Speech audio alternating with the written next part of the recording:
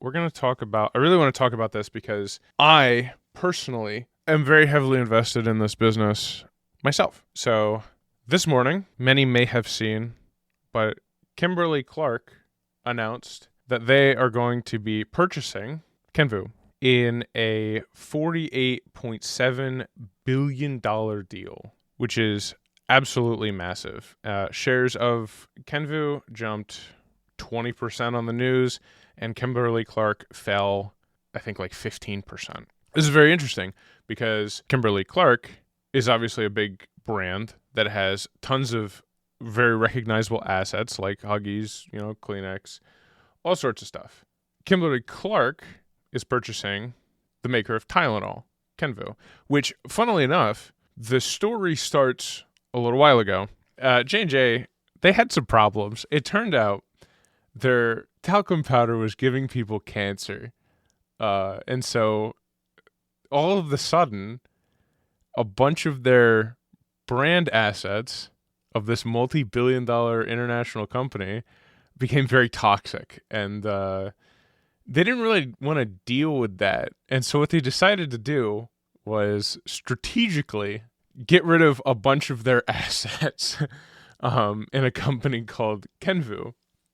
So they took a ton of brands like Listerine, Nicorette, Johnson's Baby, Tylenol, Motrin, Zyrtec, Benadryl, Band-Aid, and of course, the talcum powder, and they stuffed them all into a little company that they named Kenvue, and then they jettisoned them away from the rest of the company. So now J&J is pretty much a standalone biotech company that basically all they do is medicine now. And they used to have all these wonderful little brand assets that they sold, but they don't have them anymore for obvious reasons. And when I heard the news, it was very funny. When I heard the news that Kenvue was being sort of tossed out, it was like, okay, this makes a lot of sense. You have a lot of toxic brand assets. They're going to get sued basically into oblivion. You don't want them part of your company. You don't want to deal with them. Get rid of them, whatever. And then maybe you can make some money off of the IPO, whatever. Very cool. I didn't think much about it. And I figured, you know what, it might be a good company to invest in like 3 years when sort of the dust is settled, they pay out all their money in courts, court fees or whatever, and they have an incredible, set of brand assets. It's great.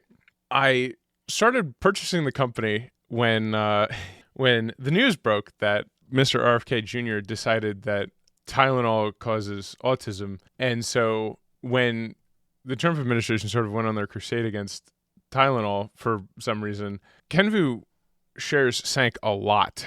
On the announcement, they sank, 30%, which is a massive fall when sort of this news started to break that Tylenol was being linked to autism, which is kind of funny. But neither here nor there, politics aside, at the end of the day, it turned out to be an incredible buying opportunity. So I decided to start purchasing shares of Kenvue around this time. Something I certainly did not expect was that Kimberly-Clark would decide to jump in and scoop this company up for a massive amount of money. $49 billion?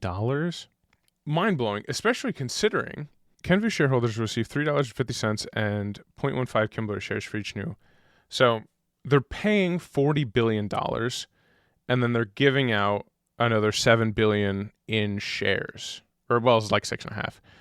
But what's interesting is the company is currently trading at $32 billion. So, obviously, on the news, it rose 15.5%. It rose like 20%, but it's since fallen down to 15.5%, which is $31.6 billion.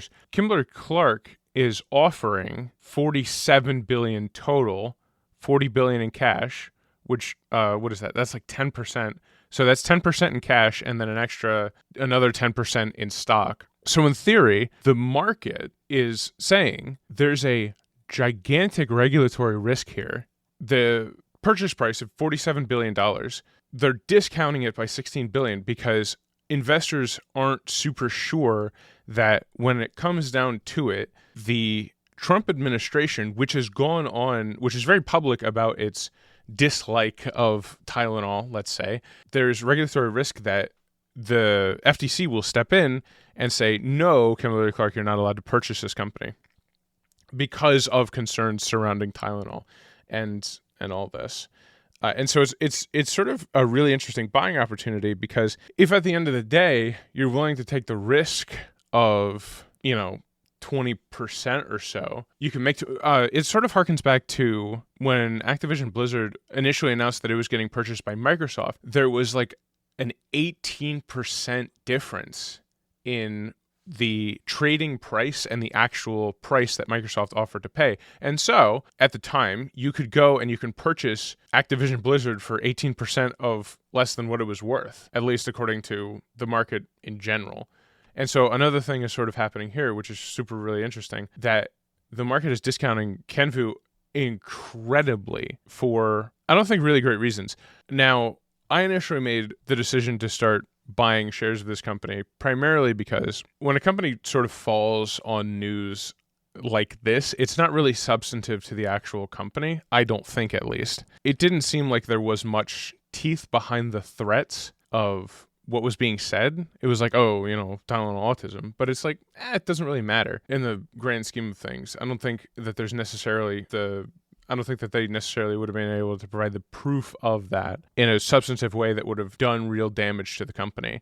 Now, that being said, I do not think Kenvue is a very good company. You can go and you can read their quarterly reports. They have a lot of incredible, recognizable brand assets, but that doesn't necessarily translate to revenue growth or a good return for investors. With Kenvue specifically, they are losing money. Like, negative 4.2 sales growth is not good for a company this big to have negative sales growth, and then their margins are getting crushed and pretty much everything. Now they try and explain some of this away. Self-care, skin and beauty, literally everything is down. Not only just the reported sales, organic sales, volume, everything is down in basically every product category. They try and say like, it was a bad flu season or whatever. And it's like, okay, yeah, sure. But what are you doing to bolster the brand after this? And so to see literally everything falling it's not great. So I don't think necessarily that Kenvue is a great company to invest in long term. However, it is very interesting to see. And actually, I think that's sort of what makes the Kimberly-Clark acquisition so interesting, because, again, you have another gigantic company that has a ton of other brand assets. And they were talking about this in they were talking about how, like, it expects $2.1 billion in annual cost savings over just the first couple of years. And it's like, okay, actually, this makes a lot of sense, because if you can start making all these things in the same factories, and you can sort of cut staff in these areas that you don't necessarily need them, then I think it sort of makes a lot of sense for Kimberly-Clark to actually pick up Kenvue. So in light of that particular development, I think it's really interesting, not because Kenvue is a good company, but because the discount that the market is giving it is so massive that so long as Kenvue can make it past regulators to get the deal closed, I think, I think it's worth buying more, honestly, if you believe that Kenvue can make it past regulators, which I think they probably could. I think there might be a good chance, but obviously, neither here nor there. But I did want to check out Kimberly-Clark real quick, and it's kind of funny because it looks like they have the same problem that Kenvue does, which is net sales are going down 4231 to 4163. And they're down on the year. Now it's only 0.5%, and it looks like their costs are not rising either, which is cool. And actually their gross margins are going up, it looks like. So margin expansion with net sales decreasing. Also, they said that this company would do $30 billion in revenue, annual revenues of 32 billion. But yeah, it looks like KMB is sort of in the same place that Kenvue is. So I guess it makes a lot of sense that they would pick them up. they have a decent portfolio of high quality assets that are durable. They have good brands. They have great stuff. And now, even if they do sort of have some pressure from the government, I don't think it will necessarily be enough to overcome the FTC, stepping in. I don't think the FTC is going to step in to stop the deal. It doesn't seem likely. Then, in the words of Warren Buffett, again, going back to the Activision Blizzard merger, when Berkshire Hathaway came out and bought a massive position in Activision Blizzard when they announced that they were being taken private by Microsoft. Berkshire Hathaway obviously came in and bought a gigantic position. And when asked about that position at one of his shareholder meetings, Warren Buffett said, listen, I'm basically getting paid 18% to wait 6 months, because at the time, Buffett was very confident that the FTC was not going to step in and stop Microsoft from buying Activision Blizzard. And so this seems like a very similar scenario where, do we think that the government is actually going to step in and stop Kimberly-Clark from buying Kenvue just because there's another kind of completely separate branch that is sort of attacking Kenvue on the basis of Tylenol? And that's sort of the question you just kind of have to ask yourself.